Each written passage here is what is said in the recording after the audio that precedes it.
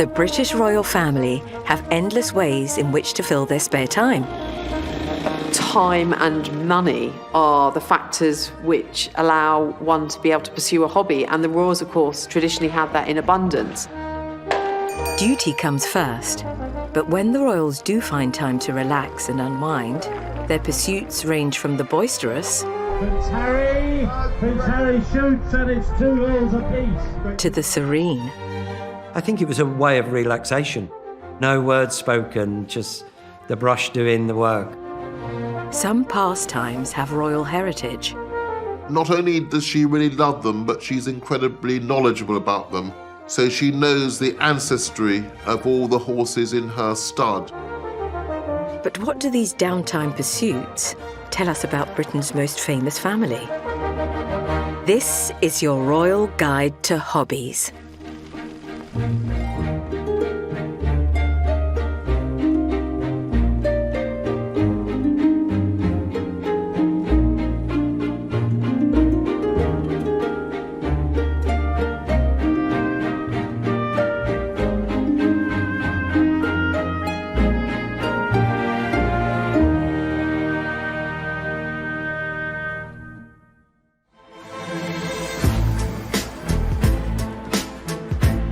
Depending on where you come in the pecking order, as a member of Britain's royal family, you can be kept quite busy with state duties.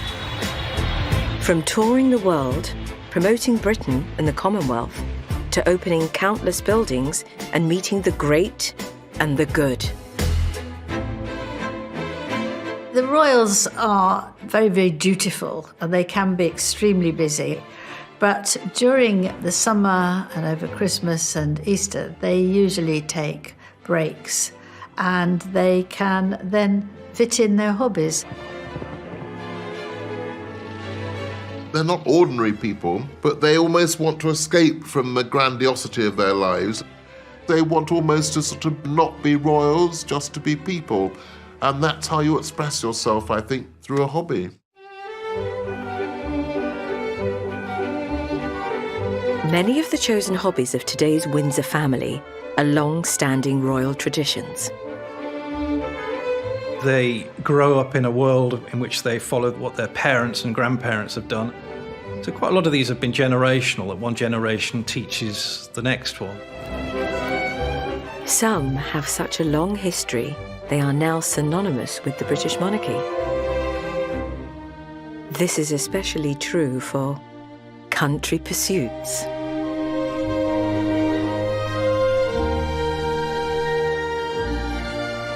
The royals love to be outside. I mean, of course, they have expansive lands, country estates. And so being outside, whether it be with their dogs, with their horses, whether it be hunting, whether it be fishing, whether it be shooting, all of these things being outside. And that's really the sort of marker of a royal hobby. British sovereigns have always had this luxury of land. Today, the Queen still owns vast private estates totalling 70,000 acres. At Balmoral in Scotland and Sandringham in Norfolk, they have rivers, lochs, woods and rolling hills on their doorsteps, perfect for the brisk hike. They love stalking and walking very fast, and Prince Charles is known for walking the fastest of anyone. If he's walking on a hill, it's almost to him as if it's a flat land. He also goes out in any sort of weather, however cold, however windy, however snowy. He actually is out there going to the top of the hill. King Edward VII did not choose Sandringham Estate in 1862 as a place to take peaceful country walks, but because it was an ideal location for one of his favourite hobbies. The Norfolk landscape was perfect for it, large flat fields with high hedges that the birds and animals could live in and thrive, so it was an ideal shooting environment.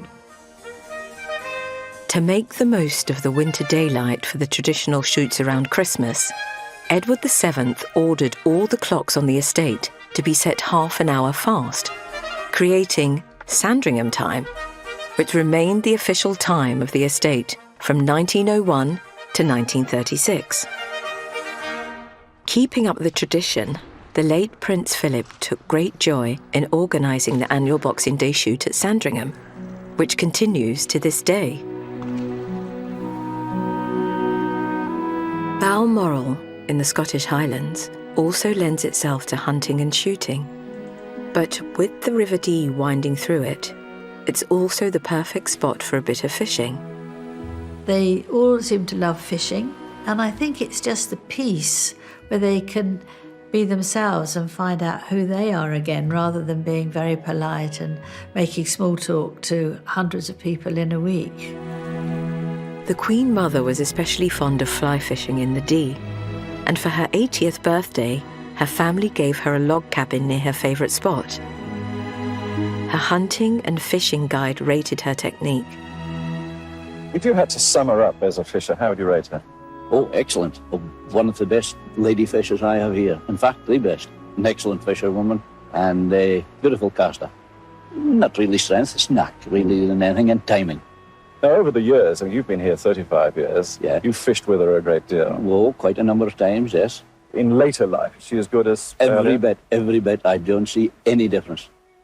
Each year she comes back, she's as good as ever. Some of these country pursuits have been practiced by kings and queens for nearly 1,000 years. Hunting goes back with the royals for centuries. You can think of William the Conqueror brought hunting over from Normandy, so that's where it all started, and it's long been associated with kings. For past monarchs, this beloved pastime also had a practical purpose. Kings used to lead their armies into battle. The last was George II at Dettingen in 1743. Therefore, being on horseback was seen as one of the biggest accomplishments and necessities of being king. Prowess with a weapon, prowess on horseback, those are the reasons really why we have this long-standing association with the royals, with the outdoors, with shooting and with hunting.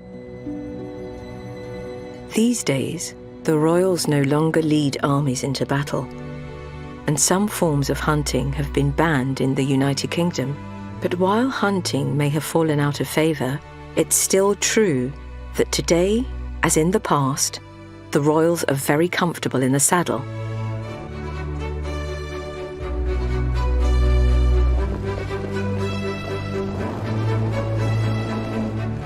Until the 16th century, horses were mainly used for transport and war, and the occasional hunt.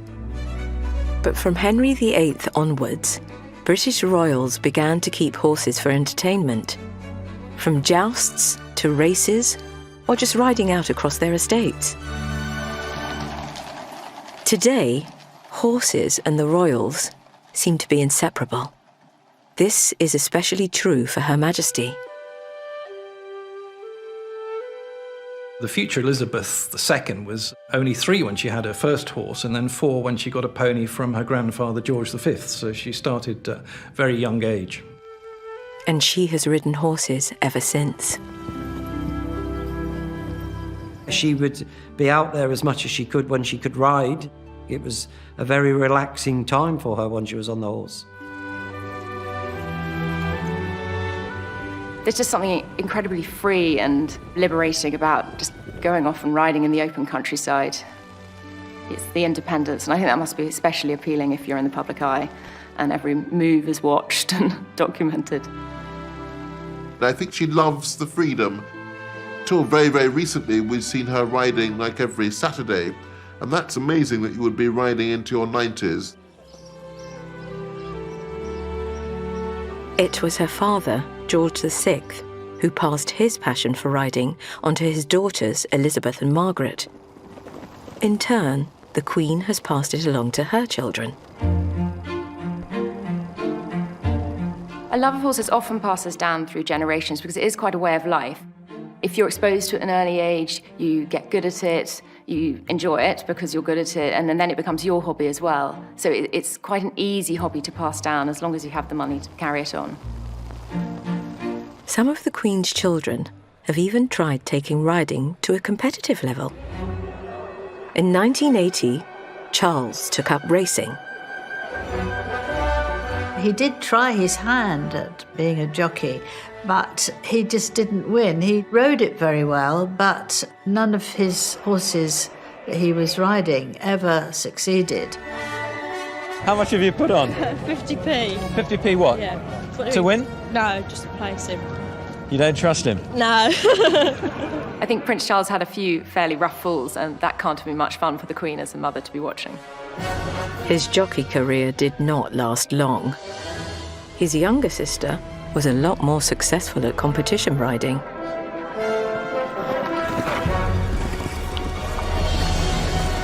Princess Anne was a phenomenally talented rider. You don't get to an Olympic Games just because of who you are. She got there absolutely on her own merit.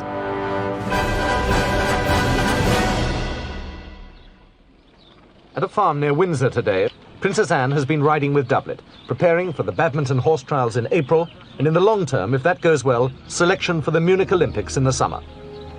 The Princess is a specialist in the tough 3-day event that takes in a dressage, 18 miles of cross-country riding, and on the last day, arena show jumping. In the business, Princess Anne has a reputation of being a good competitor with a lot of endurance and a dislike of not winning. She had already tasted success a year earlier when she won the European Championship held in England. She received the trophy from her mother.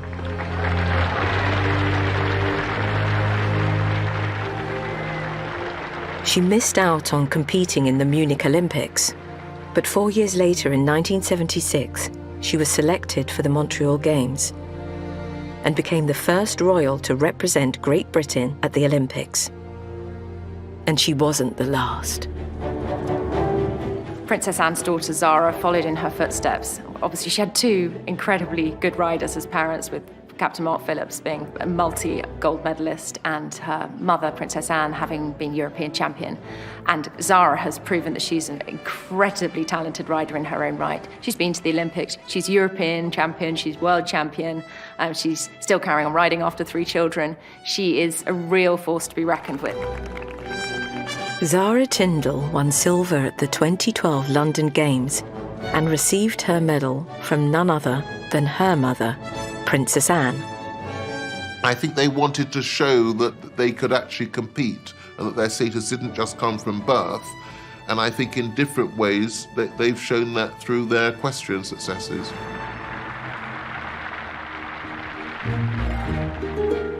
It seems the royals' bond with horses is set to continue, but their fascination with these animals goes beyond just riding them.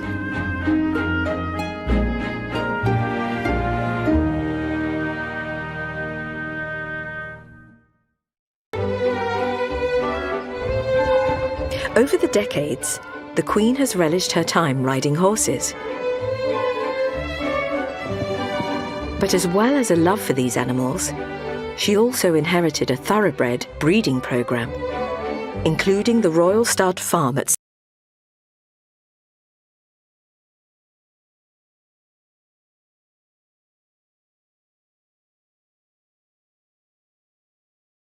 Fascination with horses is partly inherited and partly it's a personal passion, because the Queen is one of the world's top equine experts. I mean, there is no question that it's her personal passion. She's incredibly knowledgeable about them, so she knows the ancestry of all the horses in her stud. During her decades on the throne, the Queen has nearly exclusively chosen to holiday at home in the UK. One of the few times she travelled abroad for a personal trip, it was spurred on by her passion for horse breeding. The Queen's car moves through the archetypal bluegrass country of Kentucky between the fences and paddocks enclosing some of the world's most expensive horseflesh, probably the Queen's idea of the perfect holiday spot. The purpose of today's visit was to see some of the broodmares who've been covered by stallions in which the Queen has an interest. If you breed horses, you'll want to race them. Luckily for the Queen, her predecessors sorted that out too.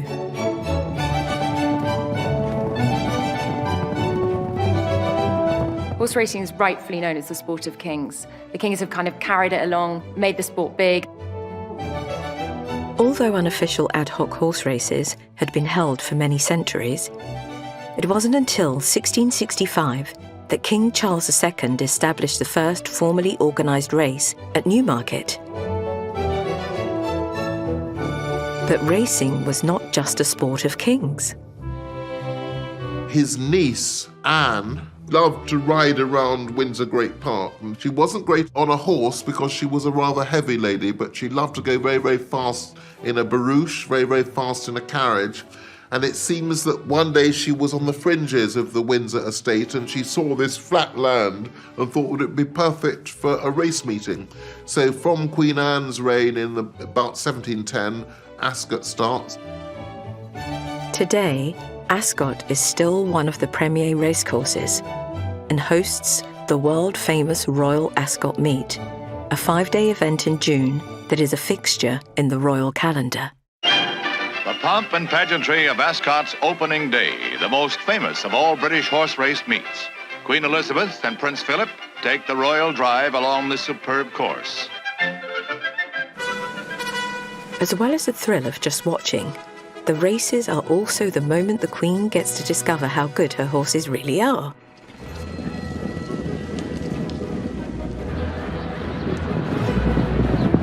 Horses cost a lot of money to keep. You can't guarantee you're going to make money out of them. It's a difficult business. It's an expensive hobby. Equally, if you win a lot, it can be very gainful. And the Queen has won a lot. Over the years, her horses have won over 1,600 races, reportedly netting the monarch over $7 million in prize money. And one win stood out above the rest. I remember in 2013, I was in the Royal Enclosure lawn when the Queen's Horse Estimate, ridden by Ryan Moore, won the Gold Cup, Ascot's most prestigious trophy.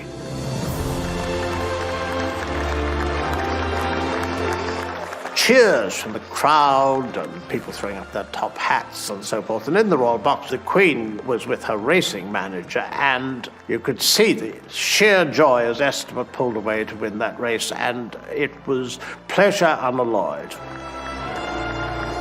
Her smile that day was infectious, and you just saw how much she loved it. She really let her guard down.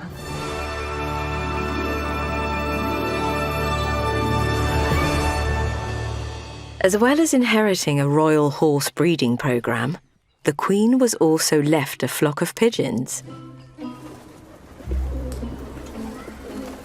The pigeon racing is an interesting, eccentric royal hobby. The Queen still collects pigeons, breeds pigeons. The royals have been involved with pigeon racing since Victorian times. King Leopold of the Belgians gave the future Edward VII a load of pigeons, which he put in a pigeon loft at Sandringham. And like many of the royal interests, the royal family have kept these things going.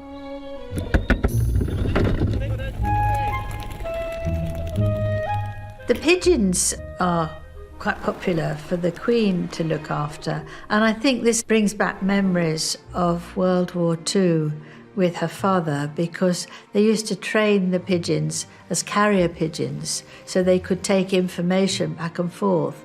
And I think that those times were very important to her.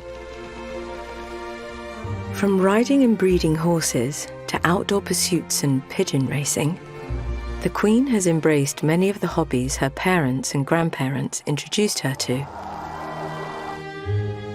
Her late husband, Prince Philip, on the other hand, was responsible for starting quite a few new royal traditions, especially sports, for which he developed a passion early in life when he attended British public schools, including Gordonston. Obviously, he's descended from Queen Victoria, but is really a sort of Greek-German princeling. Part of him acquiring Englishness, I think, is those pursuits which were so big in public schools in the 1930s, to be good at sport, and you assert yourself as a man. So I think that Philip was fantastic at outdoor activities, which were very much the Gordonston ethos. An early passion was cricket, but this was only one of countless hobbies he would amass during his lifetime. Philip met, fell in love, and married Princess Elizabeth while he was still pursuing a very successful career in the Royal Navy. But of course, when the Queen's father died and therefore Elizabeth became Queen, Philip's life had to change. From that moment on, really, he had to give up that life in the Navy and he had to instead pledge to be there, really one step behind his wife, of course, supporting her, bringing up the children, and therefore had to really give up his own career. In that sense, a man very much ahead of his time. But palace life did not suit the energetic prince, who tried to keep himself busy with all sorts of pursuits, including flying. Piloting eventually, until he had to retire, 65 different types of aircraft, unbelievably, and some 6,000 hours.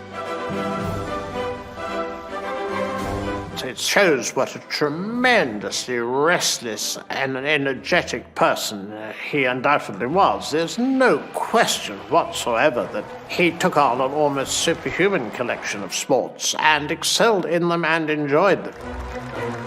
And maybe that's a sort of counterpoise to the boringness of royal life, that you can express yourself in the sporting field, in outdoor endeavours, and you can be a good father if you teach your children to fish, to swim, to sail.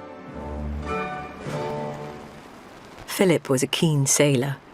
The yearly Cowes Week regatta on the Isle of Wight was a regular fixture in his calendar. The Queen and Prince Philip were joint owners of this little racing boat, Bluebottle, and Cowes Regatta would hardly be the same if the Prince wasn't there to preside and take a sporting part in events. Sailing was a passion Philip was keen to pass on. The late Duke of Edinburgh used to take Charles very often on the racing yachts and teach him. He was a very hands-on father in that regard, and I think that Anne in particular takes after him as a very, very keen sailor. I think that was a nice time for the Duke of Edinburgh to hand down something to learn the passions of the ocean and the pitfalls and things like that. But there was one hobby that would define Philip's influence on his heirs more than any other: polo.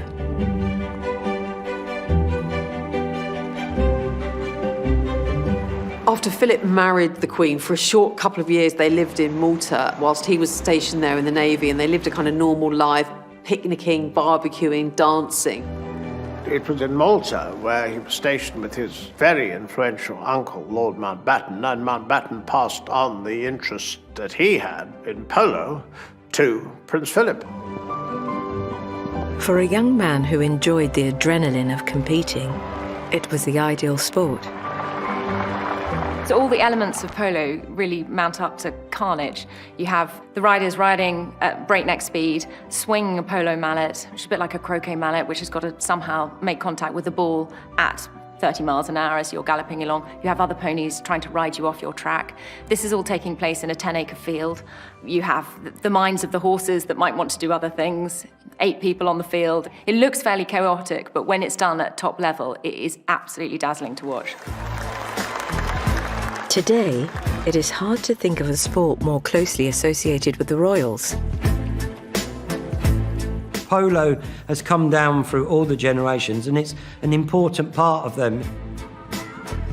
If you've seen your dad on a polo field, as Charles did with Philip, as William and Harry did with Charles, it's something that you're then interested in.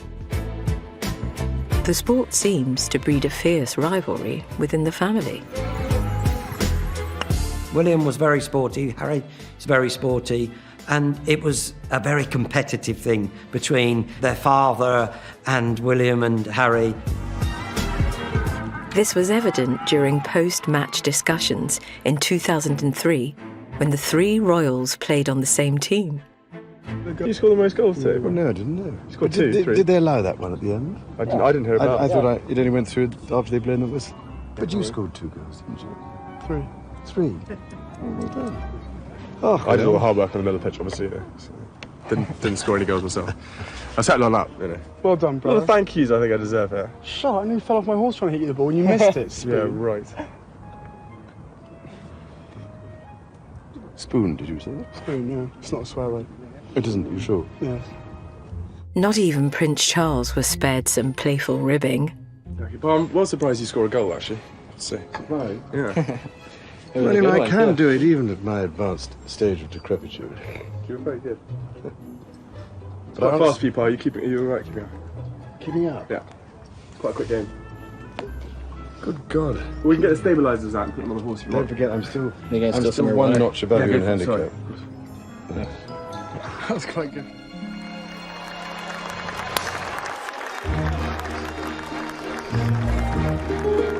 But Prince William was not wrong. Polo is nothing for old bones. Charles and Prince Philip both stopped playing in their 50s. But ever restless, it wasn't long till Philip found a new hobby.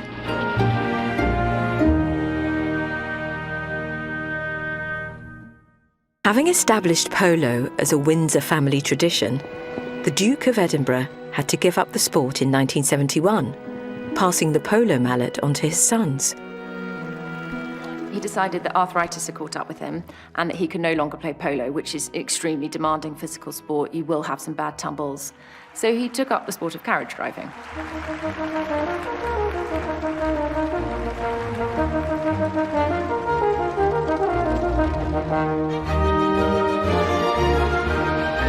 In the 1970s, the niche sport was not yet fully established.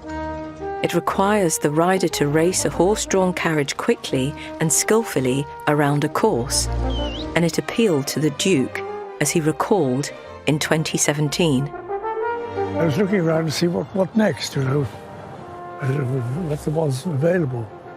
And I suddenly thought, well, we've got horses and carriages and grooms. I said, well, why don't I have a go? I borrowed 4 horses from stables in London, took them to Norfolk and practiced, and thought, well, why not? And the second competition I ever took part in was the European Championships. I came in not quite last, but very nearly. Prince Philip wasn't satisfied with simply having a go. He helped carriage driving become an international sport by developing standardized rules. He also went on to win medals at World and European Championships with the British team. It might not be quite as physically demanding as polo, but it's still full of adrenaline. And the area of carriage driving he went into, which is competitive, is very competitive, fairly dangerous. He's turned over carriages before. He had injuries. He was still doing it non-competitively when he was 98. I mean, it's absolutely astonishing. And he was thrilled that his granddaughter was going to do it and loved it too.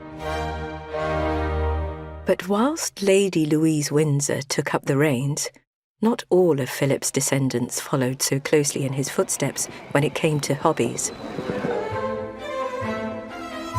His youngest son, the Earl of Wessex, chose a sport not that his father played, but that Henry VIII championed and Elizabeth I enjoyed watching. Real tennis.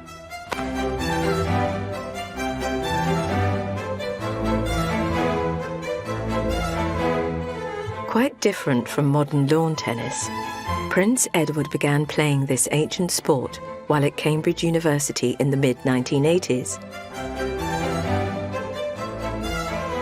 Prince Edward first played real tennis here at the Cambridge Club. He was a very athletic student, having played rugby already in his undergraduate years, and he took to the game very quickly.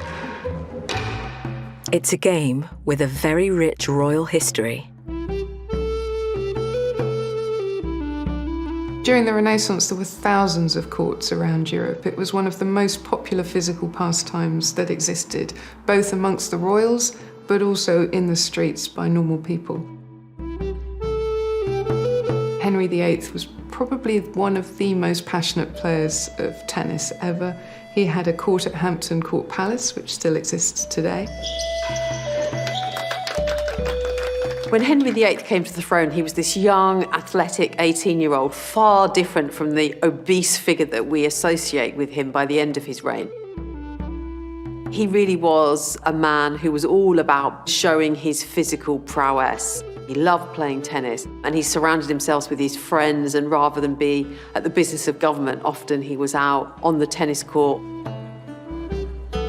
Anne Boleyn used to watch him, and I think she was watching when she was arrested and taken away. And apparently he was playing real tennis on the day that she was executed as well. So it was a useful diversion when you had marital problems, I suppose. But before you can try your hand at this regal form of tennis, you need to learn the rather complex rules.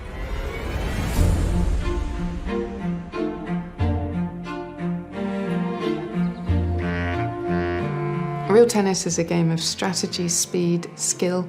There are a lot of comparable features with modern lawn tennis. It's very recognisable. The court is recognisable, the scoring is recognisable. However, it's got quite a different set of rules. They're much more subtle and complicated. Evolving from a game played on public roads, the court itself still resembles a market street and incorporates intriguing features.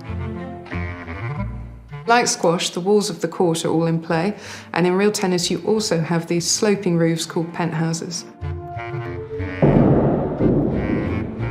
There are also so-called winning openings. Hit these and you score. There are 3 winning openings. There is the grill, and the diddle, and the winning gallery. If you hit the ball into any one of these 3 winning openings, you'll win the point immediately. And it also has the timbre, which is an angled wall. If the ball hits this wall, it changes its path and comes out into the middle of the court. While confusing at first, the plethora of rules is one of the appeals of the game. Players of real tennis tend to become quite obsessed. There are so many rules to learn, and you can have played for decades and still discover new rules. Although real tennis evolved into a variety of sports, like squash, lawn tennis, rackets and badminton, it is no longer the popular sport it once was, and courts are hard to find. In order to raise awareness of the game, Prince Edward started his tennis challenge in 2018, where he attempted to play on all the real tennis courts around the world. He started his tennis challenge here in Cambridge, which is where he first played real tennis, and over the next 45 weeks travelled to Ireland, France, Australia and the USA to play on the remaining 50 courts in the world. And, on a personal level, real tennis has been a worthwhile hobby for the royal, as he met his wife Sophie while playing a charity event. The man who introduced them, now a firm friend, described that first meeting. I think I took Sophie on court to show what it was all about, and then he came and took over and hit some tennis balls with it, and I think that was really the first time they met.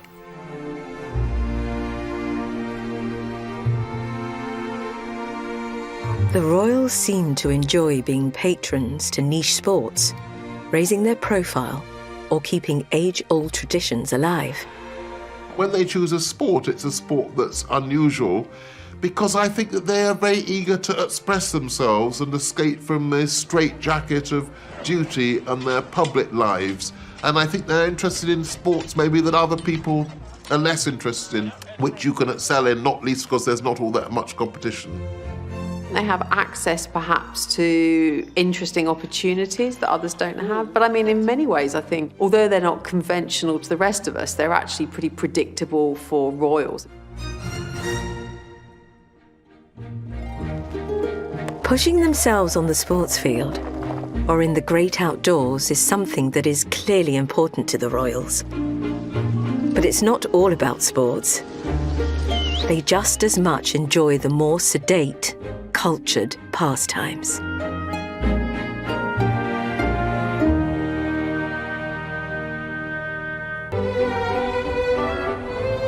When your day job involves meeting and greeting thousands of people, it's no wonder the royals like some time to themselves. And sometimes there is nothing better than losing yourself in a calm, quiet, cultured hobby. Although some of the royals have tried to keep this side of their character under wraps.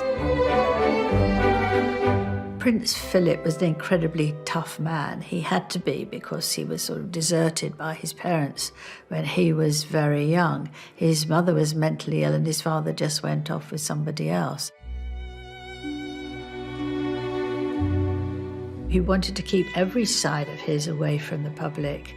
He didn't want people to know really who he was underneath the skin.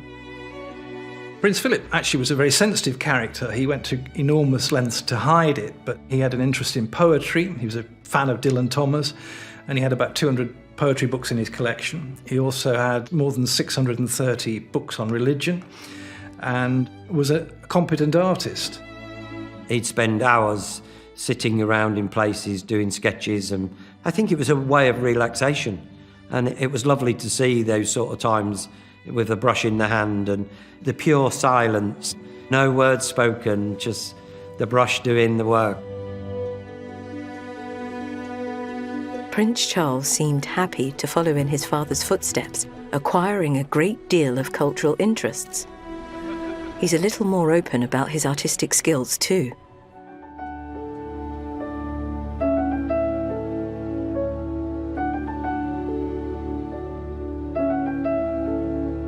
Charles began taking painting lessons in the 1970s. In 1990, he even exhibited his work. Prince Charles says he's not under any delusion that his sketches represent great art, but they act as a photo album and mean a great deal to him. The president of the Royal Watercolour Society thinks the Prince is a very talented amateur. This is one of the paintings that I like most in the exhibition. It seems to me to have more meaning. But he thinks the sketches are too constrained and traditional. We are in the 20th century, and I feel a little bit that there is room for more experiment. It was a criticism even the Prince seemed to agree with. In 1998, while on tour in Bhutan, he took a break during a mountain hike to paint and reflect on his growth as an artist. What am I looking at? The monastery, sir. You will paint the monastery, yes. That's right.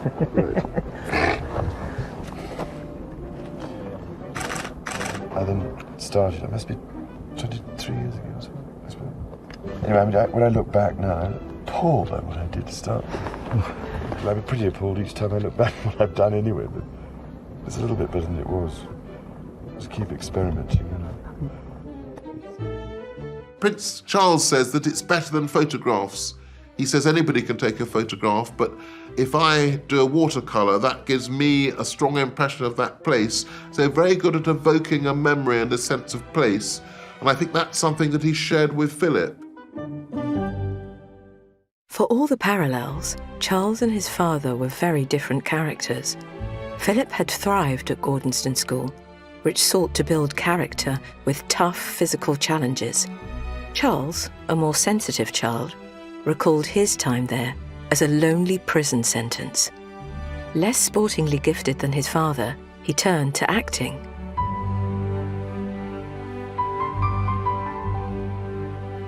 I think Charles had a certain talent on stage. This was shown both when he was at Gordonston and when he was at Trinity, Cambridge.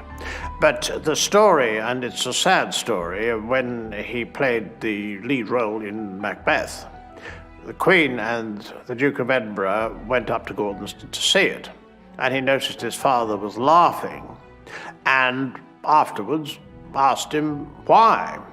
Prince Philip replied, it was like the Goons. The Goon Show, a radio programme from the 1950s with quirky humour, puns and catchphrases, was a harsh comparison for a Shakespeare performance. Charles was a sensitive child, and that hurt. Ironically, Charles was a great fan of the Goons. When he continued his acting at Cambridge University in the late 1960s, it was evident the radio show left an impression on the young prince. I do believe I've got a bite. I have a bite. I'm letting out a little slack now. Yes, taking up the strain. This is most exciting, ladies and gentlemen. I've never seen anything quite like it before. I think I got quite a large one here. It's very, very large indeed.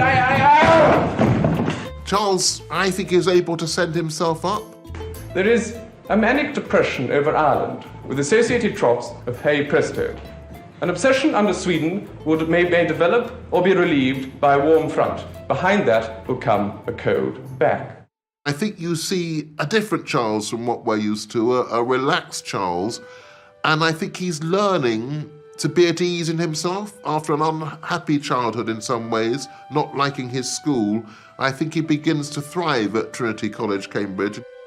This penchant for the dramatic is something Charles might have inherited from his mother, who also enjoyed the stage in her younger years. During World War II, the young Queen, then Princess Elizabeth, and her sister Margaret put on pantomimes at Windsor Castle, where they spent much of their time raising money for injured servicemen. Aladdin was one. Old Mother Red Riding Hood, I think, was another. There were 3 or 4 in the war, audience of several hundred. I think they're a very significant event for the Queen.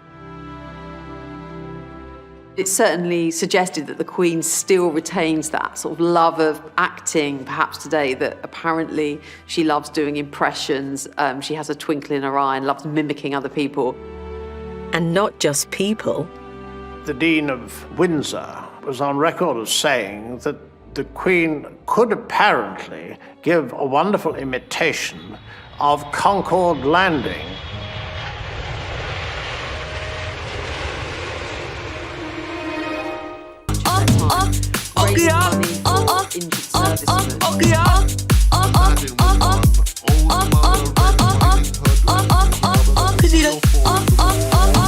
Tao nói rồi khi nào tao ngủ ngon thì tao mới chúc ngủ ngon. Còn lâu tao mới ngủ ngon nha mày. Đủ giật mình cũng được á. Tao nói rồi khi nào tao ngủ ngon thì tao mới chúc ngủ ngon. Còn lâu tao mới ngủ ngon nha mày. Bớt chúc đi. Chúc ngủ ngon.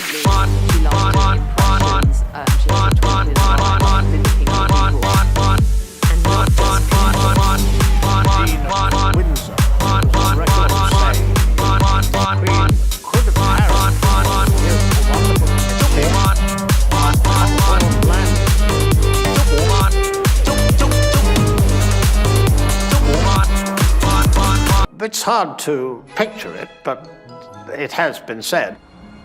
When the Queen isn't entertaining guests with her impressions, she enjoys some time alone with a very mindful hobby: jigsaws.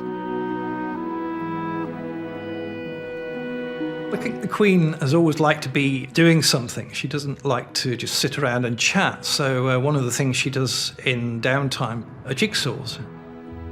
There's always quite a large jigsaw on the go, usually in the box with no pictures. She didn't want any pictures on the box because she said it made it much too easy. William French was a butler on board the Queen's yacht Britannia, where she often had a jigsaw on the go during a royal tour or holiday.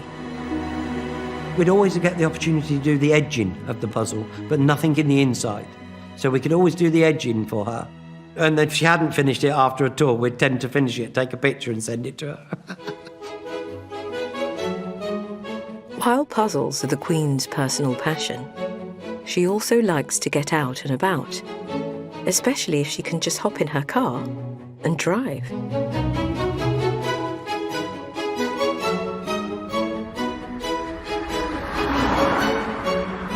The Queen likely acquired a passion for cars and driving during her service in World War II. She was trained to be an engineer, and she likes fixing or seeing what's wrong with an engine, and that's what she likes to do. She very much likes to drive herself. And she made this point very clear in 2003 when Crown Prince Abdullah of Saudi Arabia came to stay with the Queen at Balmoral. The Queen asked him if he'd like a tour of the estate, and she got in a Land Rover, and drove. At that time, women weren't allowed to drive in Saudi Arabia, and the Crown Prince became increasingly nervous as the Queen reportedly took all sorts of twists and turns at quite some speed, talking all the while. And through his interpreter, he was apparently absolutely desperate to get her to slow down. And you rather think, whereas the Queen has always put her visitors at their ease, there was perhaps some amusement in the neuroses of this particular guest.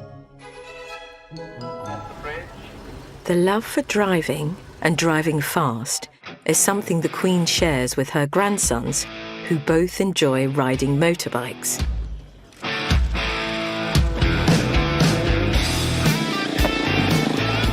The motorcycle is synonymous with a feeling of independence. There's the speed, there's the noise. You're making a statement, so I think William and Harry both thought that they were breaking away a little from the codes of royal life. What they really enjoyed was that they'd have to put on a helmet, and so nobody would know who they were, and they would often escape from the protection officers and go off down to a seaside resort, buy fish and chips and then come back, and no one knew who they were, which was actually something that was very important to them. From cars and motorbikes to horses and country estates, few of us have the means to pursue some of the royal family's more extravagant pastimes. But strip away all their wealth and status, and it seems the Windsors want the same things out of their hobbies as most of us. It's all about letting off some steam to forget the pressures and frustrations of the day job, having some alone time to reflect, to challenge and express oneself, and to simply have a bit of fun.